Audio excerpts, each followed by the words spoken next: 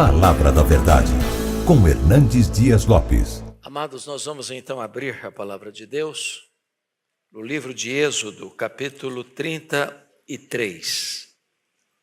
Êxodo, capítulo 33.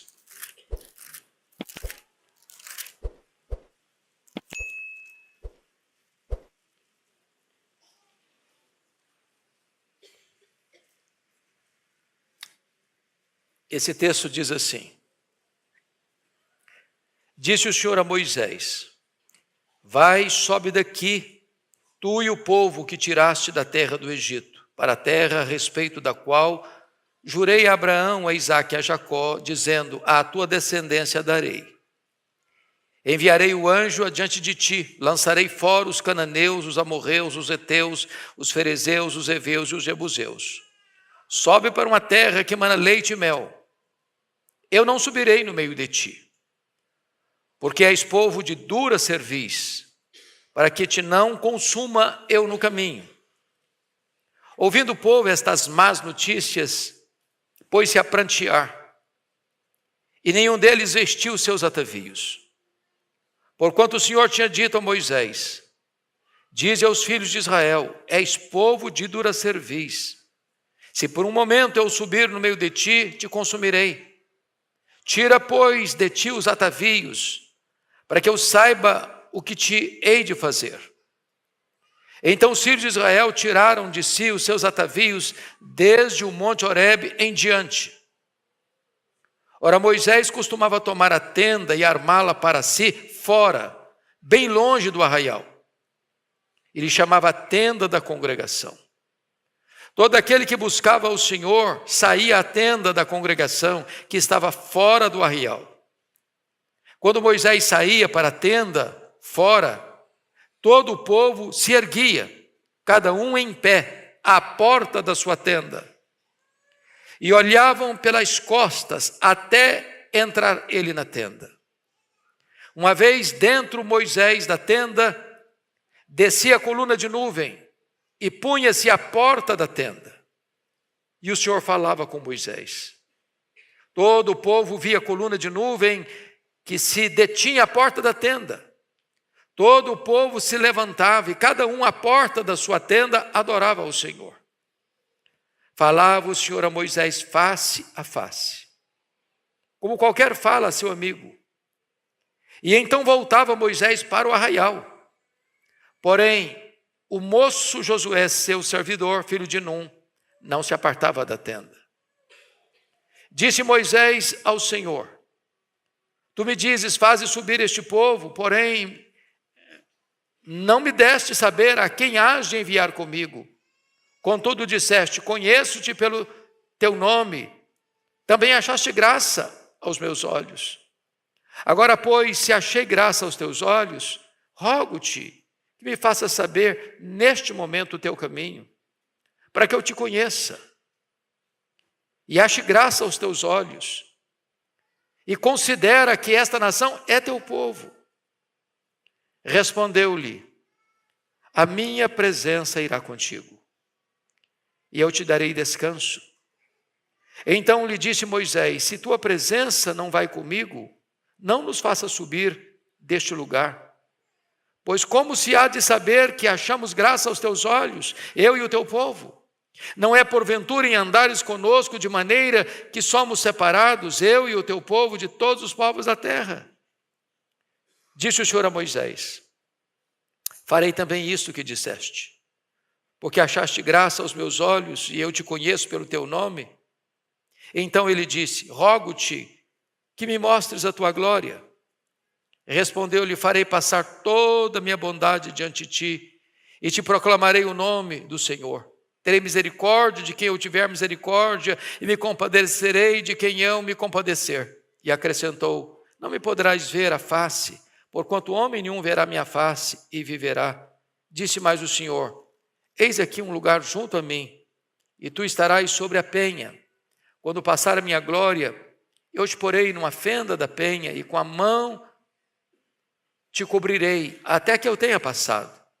Depois, em tirando eu a mão, tu me verás pelas costas, mas a minha face não se verá. Eu peço que os irmãos leiam comigo, por favor, os versos 14 e 15. É uma só voz, toda a igreja. Versos 14 e 15. Está no telão, todos vamos ver. Respondeu-lhe: a minha presença irá contigo, e eu te darei descanso.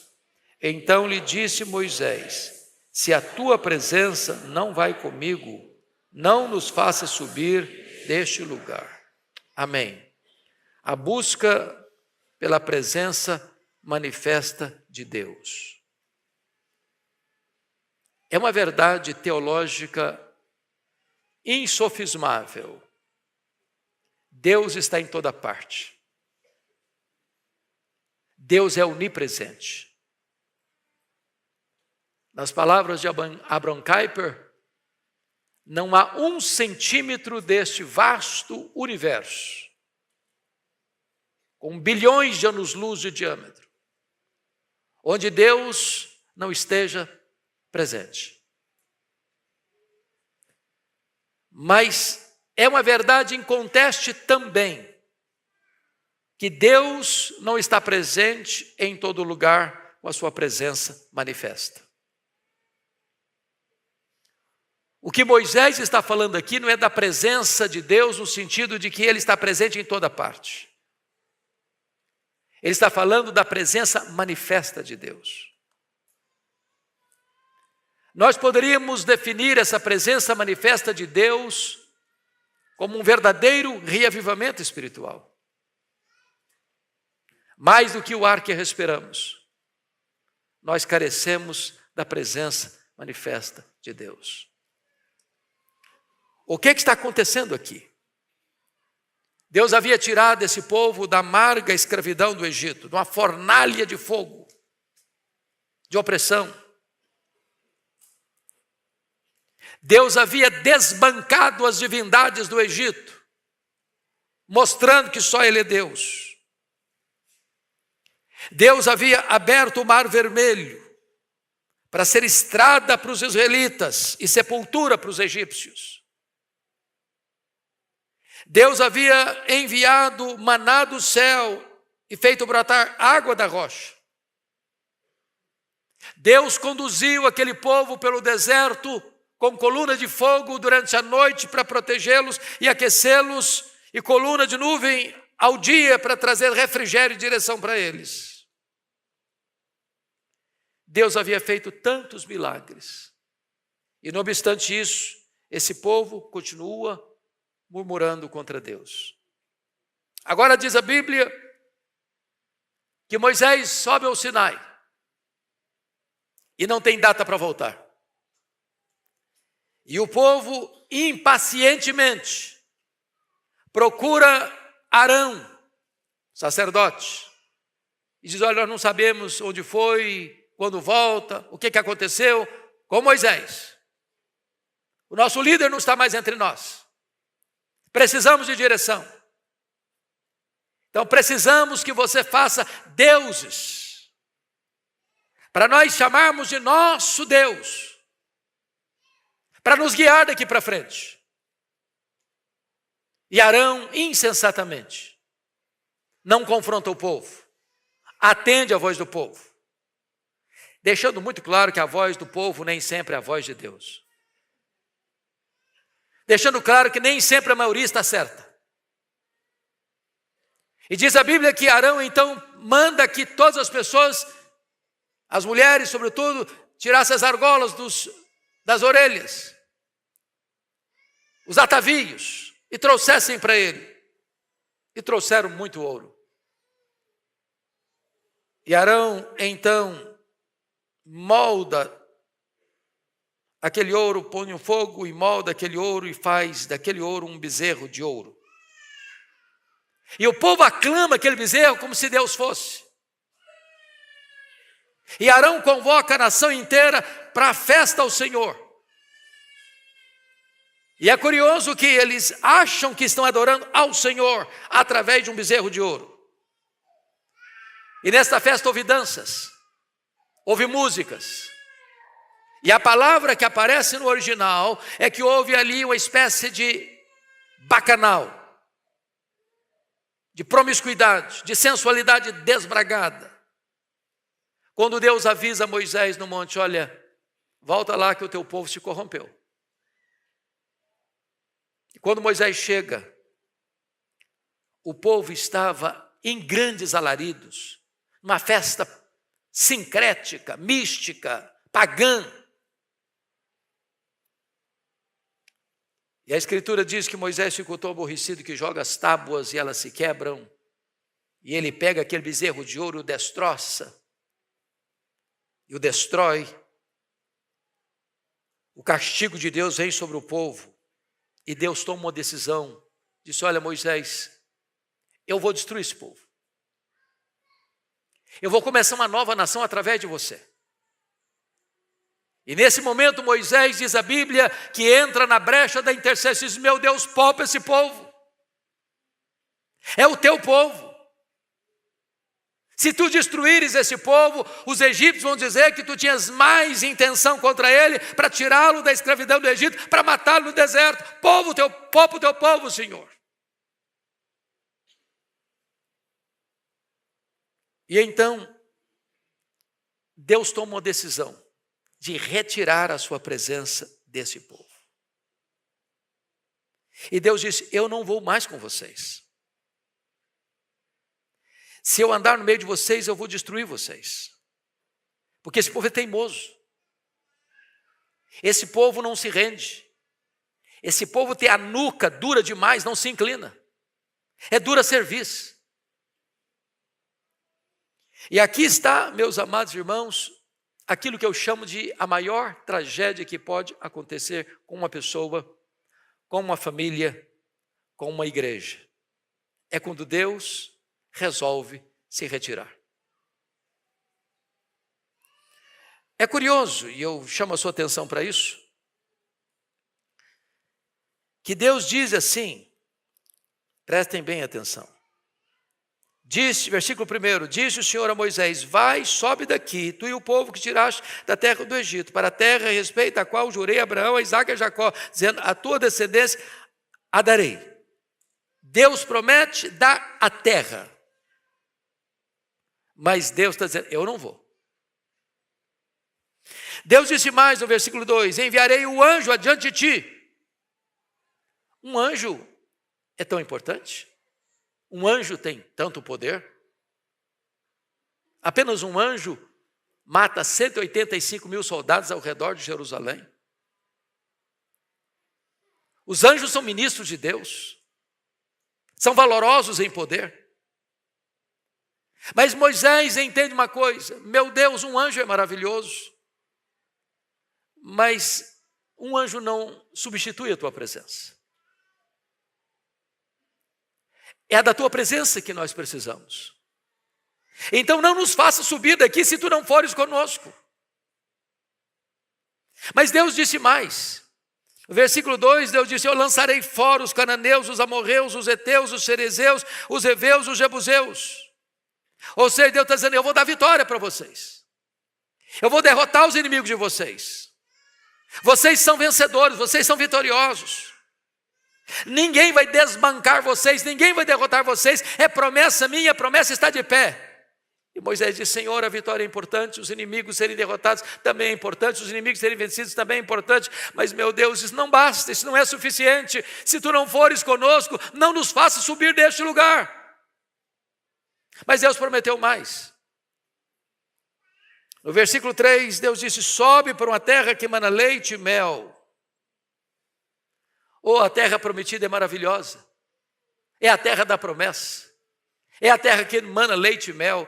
Mas Moisés está dizendo assim, Senhor, se o Senhor não for conosco, não nos faça subir. A terra é boa mesmo, a terra emana leite e mel mesmo, a terra é tua promessa mesmo. Ó Deus, a terra é fruto da tua fidelidade em prometer aos nossos patriarcas, Abraão, Isaque e Jacó, que nos daria essa terra, mas sem a tua presença, o que adianta a terra prometida? Meus amados irmãos, a maior necessidade nossa não é da terra prometida, não é do anjo, não é da vitória sobre os inimigos. A maior necessidade da igreja é da presença manifesta de Deus. Podemos ser prósperos, podemos ser vitoriosos, podemos ter conquistas, podemos ter milagres, mas se Deus não for conosco, nada disso vai fazer sentido na nossa vida. Agora, a grande questão nesse texto, irmãos, é por que a presença de Deus foi embora? Por que a Shekinah de Deus abandonou? Por que a coluna de nuvem não aparecia mais? Por que a glória de Deus não se manifestava mais? Então notem comigo o versículo 3. Quando diz, sobe para uma terra que emana leite e mel, eu não subirei no meio de ti, e vem a explicação, porque és povo de dura cerviz, para que eu não te consuma no caminho. O que impede a presença manifesta de Deus na nossa vida, na nossa casa e na nossa igreja é o pecado.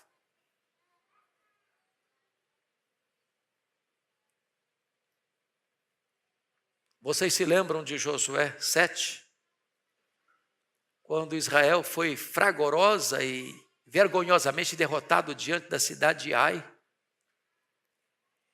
E Josué rasga suas roupas, se prostra no chão. E Deus diz para o povo, ficar de pé, Josué. Há pecado no meio do arraial, e enquanto o pecado não for removido, eu não serei convosco. Enquanto o pecado não for removido, não podereis resistir aos vossos inimigos. A fraqueza do povo de Deus não tem a ver com as suas limitações físicas ou econômicas ou estratégicas, militares, não. A fraqueza do povo de Deus tem a ver com o pecado. É o pecado que nos enfraquece. Porque é o pecado que nos livra da maior bênção, que é a própria presença do abençoador.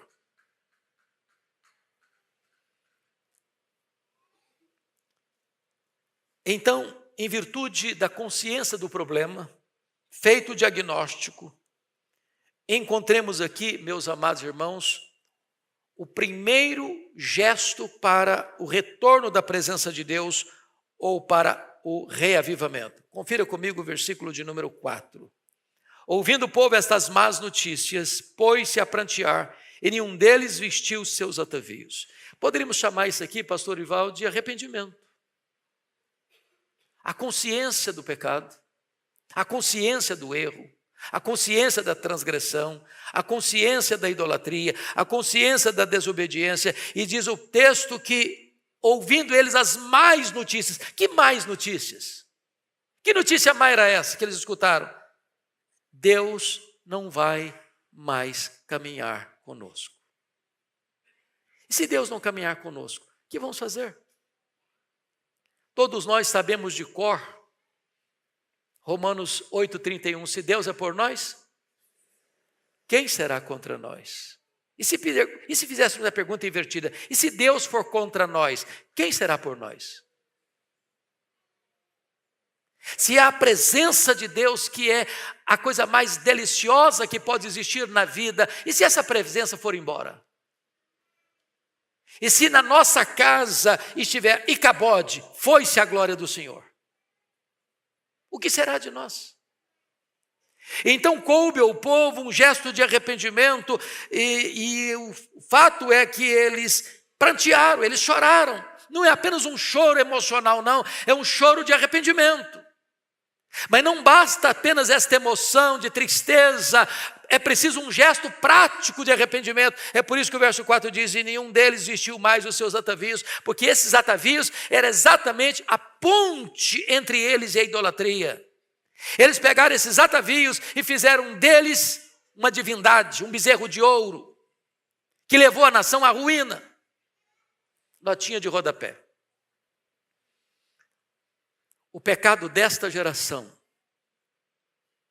pode ser o estímulo para as futuras gerações pecarem mais contra Deus. Porque notem vocês que em 931, e nós estamos falando aqui do ano 1500 aproximadamente, 500 anos depois, ou um pouco mais, depois da morte de Salomão,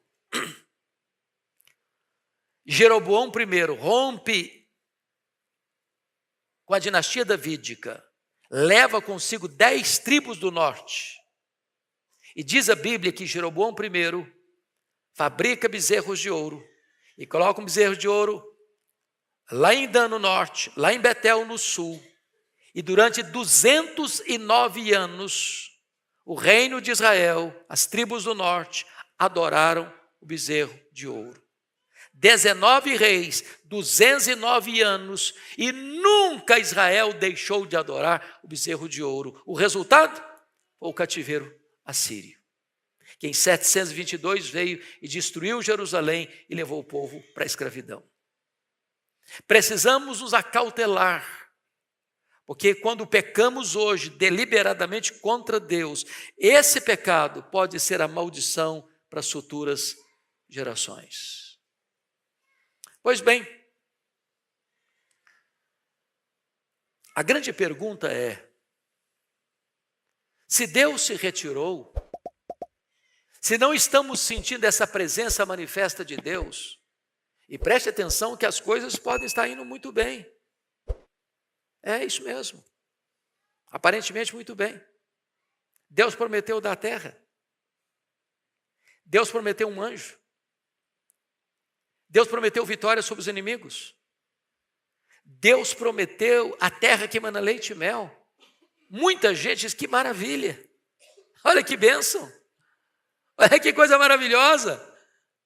Tem promessa. Tem vitória. Tem inimigo derrotado. Tem anjo.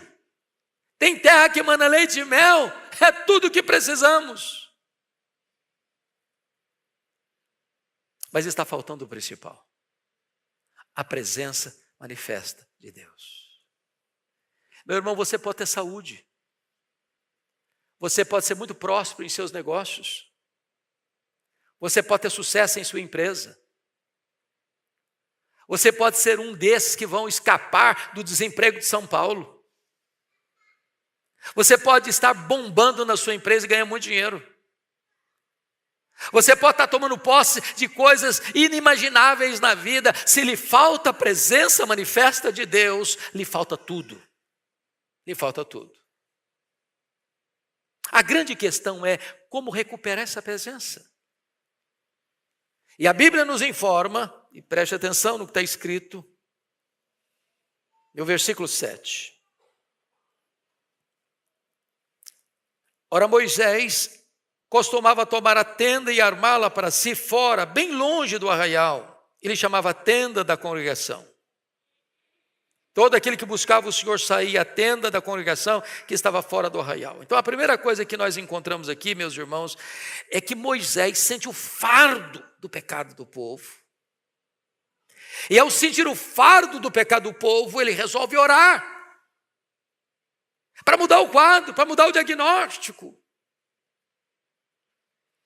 E quando eu olho para a história da igreja, meus irmãos, todas as vezes que a igreja entrou numa crise, talvez até de prosperidade financeira, de riqueza, de sucesso, de tanta coisa, de tantas conquistas, mas faltava a presença de Deus, alguém se levanta com esse fardo e começa a orar. Foi assim em Oxford, em 1739, com John Wesley e George Whitefield.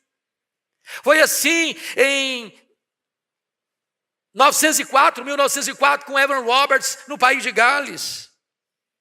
Foi assim em 1857, com Jeremias Lampier, em Nova York. Foi assim com Zinzendorf, lá na Alemanha, em 1723. Foi assim na Coreia, em 1907. Se nós queremos a presença manifesta de Deus, precisamos orar. Precisamos orar.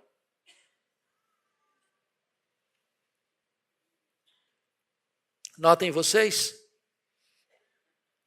que Moisés não está satisfeito com as promessas de Deus. Ele quer mais, ele quer a presença de Deus. E é por isso que ele arma uma tenda fora do arraial. Por que fora do arraial? Porque o arraial estava contaminado. poluído, maculado pelo pecado. E quando ele arma a tenda fora do arraial, ele quer dizer consagração. Agora, note uma coisa, ele vai sem alarde. Ele não usa um megafone para dizer, olha, está na hora de todo mundo orar, está na hora de todo mundo vir para a tenda da congregação. Não, ele vai. Ele vai. Ele vai só. Vai sem alarde, vai sem propaganda, vai sem holofote, vai sem palco, vai sem luzes da ribalta. Todo aquele que buscava o Senhor ia para lá orar com ele. Agora, note uma coisa. Não espere que toda a congregação veja o exemplo da liderança e siga a liderança. Não espere. Aliás, note vocês, os avivamentos começaram com uma pessoa. De repente alguém vai. Alguém se aproxima. Eu tive, pastor Ival, presbítero de Cera, uma experiência muito marcante quando eu estava no seminário, no 4º ano. Eu me considerava um aluno muito aplicado. Tirava excelentes notas. Era estudioso até porque eu não tinha nenhuma habilidade para esporte, então não adiantava ir lá para o campo, porque ninguém me escolhia mesmo, era reserva dos pernetas. Falou, então vou estudar, o jeito é estudar. Até que eu vou pregar em Franca. E uma jovem, numa reunião da mocidade, me fez uma pergunta que eu nunca esperava que alguém fosse me fazer. Ela disse, bom, você é seminarista e tal, mas como é que está a sua vida com Deus? Eu não esperava jamais que alguém me fizesse essa pergunta. E eu disse para ela, olha, na verdade, eu acho que está bem, mas eu acho que eu não tenho buscado a Deus como eu precisaria buscar. E lá no seminário, naquela época, tinha uma sala de oração. Tinha uns móveis velhos lá, uns sofás bem antigos. E eu tomei a decisão de ir sozinho para lá orar. Todo dia. Gastava ali 1 hora orando. Lia a Bíblia, ajoelhava e orava. Sozinho, sem falar nada para ninguém. Daqui a pouquinho, um colega me viu e foi comigo. Depois outro colega viu e foi comigo. Outro colega viu e foi comigo. Daqui a pouquinho aquela sala estava cheia. Daqui a pouquinho, um colega que nunca tinha entrado no meu quarto, batia a porta, falou, posso falar com você? Abriu o coração e chorava e orávamos juntos. E Deus foi derramando a sua graça de uma maneira tão linda. Porque às vezes nós temos uma vida comum, tocamos a vida, está tudo bem, saúde, prosperidade, família bem, os negócios bem, a igreja bem. E está bem. Tem terra, tem anjo, tem promessa, tem vitória. E às vezes deixamos de entender que a maior necessidade de nós é da presença manifesta de Deus. Agora, quando Deus vê Moisés na tenda, buscando a presença dele, diz que a coluna de nuvem estava lá. A presença de Deus voltou. Voltou onde? Onde havia gente buscando a face de Deus, querendo Deus. Gente que queria mais do que as bênçãos de Deus, gente que queria Deus. E diz o texto que as pessoas ficavam na porta da sua tenda, olhando Moisés. Elas não iam, mas olhavam, elas viam. E viam a presença de Deus aparecer, a presença de Deus presente, a Shekinah de Deus descendo, a nuvem da glória pousando sobre a tenda. E essa experiência levou todo o povo a adorar a Deus na porta da sua tenda, lá dentro da sua tenda. Meus amados, esta igreja tem pregado, esta igreja tem feito conferências, esta igreja tem tido reuniões de oração nas madrugadas, esta igreja tem feito vigílias de oração, e esta igreja demonstra uma coisa, nós estamos felizes do que Deus está fazendo, nós estamos gratos a Deus pelo crescimento da igreja, pela expansão missionária, pelas igrejas plantadas, pelos templos construídos, pelos missionários enviados. Nós estamos felizes de receber pessoas e mais pessoas aqui, mês após mês, ano após ano, mas nós queremos mais. Nós queremos a presença manifesta de Deus neste lugar. Queremos mais. Agora notem. Versículo 9. Uma vez dentro Moisés da tenda, descia a coluna de nuvem e punha-se à porta da tenda, e o Senhor falava com Moisés. E diz a Bíblia que todo o povo se levantava, e cada um à porta da sua tenda adorava o Senhor. E diz a Bíblia que ali falava o Senhor a Moisés face a face. Face a face. Intimidade com Deus. A presença manifesta de Deus, irmãos, é alguma coisa que não pode ser descrita em palavras, é preciso ser vivida. É quando a pessoa entrar pelas portas desse templo, elas vão notar. É como se você pudesse apalpar Deus com as suas mãos. A presença dele invade o ambiente, a glória dele enche a casa. É impossível entrar sem ser impactado por essa presença. É isso que ansiamos, é isso que desejamos, é isso que necessitamos.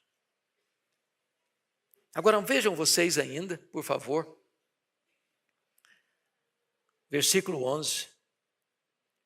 Que diz que Moisés, então, depois de Deus falar com ele face a face, voltava para o arraial para falar com o povo. A tenda está fora do arraial, ele voltava lá para o arraial para falar com o povo. Mas diz o texto que o moço Josué, seu servidor, filho de Num, não se apartava da tenda. O que ele está querendo dizer com isso? Deus tem mais. E nós não vamos perder nada daquilo que Deus tem para nós. Fica aqui, Josué, porque Deus já se manifestou, a glória já chegou, a Shekinah já desceu, a coluna de nuvem está sobre a tenda, e eu vou lá falar com o povo, mas fica aqui, porque Deus tem mais para nós, e nós queremos tudo quanto Deus tem para nós. Nós não queremos nada que não seja de Deus, mas tudo quanto Deus tem, nós queremos. Deus tem mais, Deus tem infinitamente mais para o seu povo.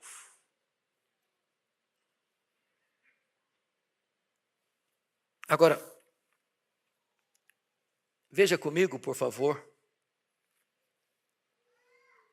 o versículo 12. Disse Moisés ao Senhor: Tu me dizes, faze subir este povo, porém não me deste saber a quem hás de enviar comigo. Deus já tinha dito que era o anjo, mas ele está querendo mais. Conheço-te pelo teu nome. Também achaste graça aos meus olhos. Deus havia dito para ele: Ô Moisés, eu conheço você pelo nome. Ô Moisés, você já achou graça aos meus olhos. Agora Moisés diz assim para Deus no verso 13. Bota na tela e toda a igreja comigo, por favor, vamos juntos. Agora, pois, se achei graça aos teus olhos, rogo-te que me faça saber neste momento o teu caminho, para que eu te conheça e ache graça aos teus olhos, e considera que esta nação é o teu povo. Moisés é esse líder, Moisés é esse intercessor. Moisés sente o fardo do povo sobre os seus ombros. E veja você que esse homem era amigo de Deus, esse homem falava com Deus face a face, mas ele quer dizer o seguinte: eu quero que o Senhor me mostre o teu caminho, o teu propósito, para que eu te conheça. Deixa eu fazer uma pergunta a você, meu irmão. Você conhece a Deus? Quanto você conhece a Deus? Às vezes nós conhecemos a Deus como aquele cidadão que nunca viu o mar, e a primeira vez que olha o mar, ele exclama: agora eu conheço o mar. Só viu. Nunca fez uma viagem, não é um marujo da vida que tem experiência com o mar.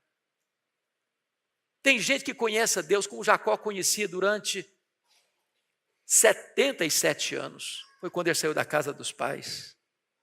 Deus aparece para ele em Betel e Deus diz: eu sou o Deus de Abraão. Eu sou o Deus de Isaac. Mas Deus não complementa a frase. Eu sou o teu Deus. Tem gente que só conhece o Deus do avô, o Deus do pai, mas Deus ainda não é o Deus da sua vida. Só 20 anos depois, aos 97 anos, no Val de Jaboque, é que Deus tornou-se conhecido como o Deus de Abraão, o Deus de Isaac, o Deus de Jacó. Quanto você conhece a Deus? Moisés já conhecia Deus, mas ele está para que eu te conheça e que eu ache graça aos teus olhos. Mas ele não está preocupado apenas com ele. Esse homem é um líder de um povo que se rebelou contra Deus, que pecou contra Deus. E Deus disse, Moisés, o teu povo pecou. Aí Moisés, não Deus, não é o meu povo não, é o teu povo. Considere isso, esse povo é o teu povo, Senhor. É o teu povo. Agora veja você como Deus é tão bom que ele responde a oração. E o verso 14 na tela para todos nós lermos com a voz bem clara. Vamos juntos? Respondeu-lhe, a minha presença irá contigo e eu te darei descanso. Duas coisas importantes, Deus conosco. E quando Deus caminha conosco, quando a presença manifesta de Deus está do nosso lado, o que você e eu vamos encontrar é descanso. É descanso. Tem luta? Tem, mas tem descanso. Tem inimigo? Tem inimigo, mas tem descanso. Tem prova? Tem vale? Tem prova e tem vale, mas tem descanso. Esse descanso não é o descanso que você encontra numa noite de sono e nem nos calmantes da vida. Esse descanso é o descanso da presença de Deus com você. Eu te darei descanso, Moisés. Então, Moisés, no verso 15 diz, todos nós, verso 15. Então, lhe disse Moisés, se a tua presença não vai comigo, não nos faça subir deste lugar. Se Deus não for conosco, se a presença dele não for conosco, não podemos nos mover. Não podemos nos movimentar, não podemos entrar em nenhum projeto, não podemos fazer nenhuma jornada. A maior necessidade da igreja é da presença de Deus com ela. Mas Moisés é um homem que tem tanto desejo de Deus que vai por etapas. Deus, é a tua presença, Senhor.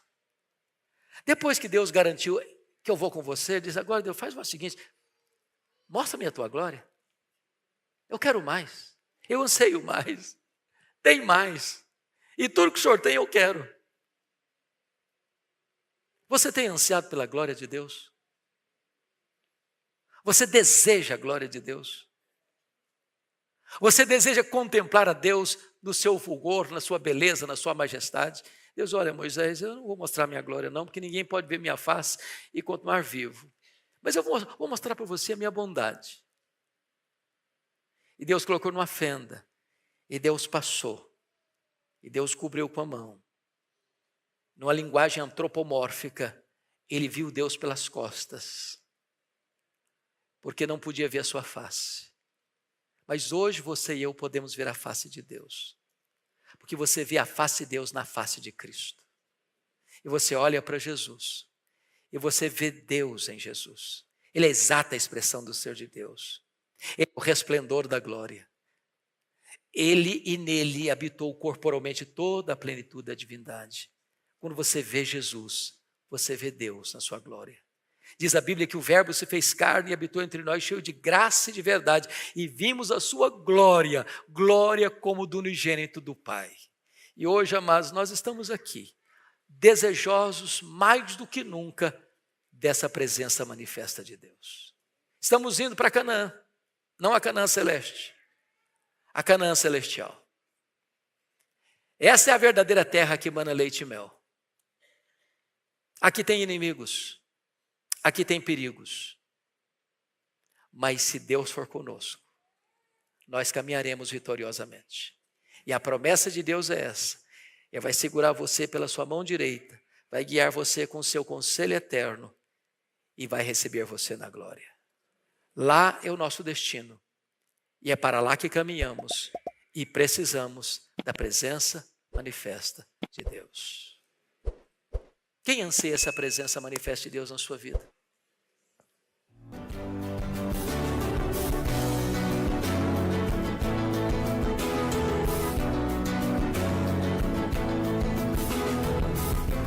Palavra da Verdade, com Hernandes Dias Lopes.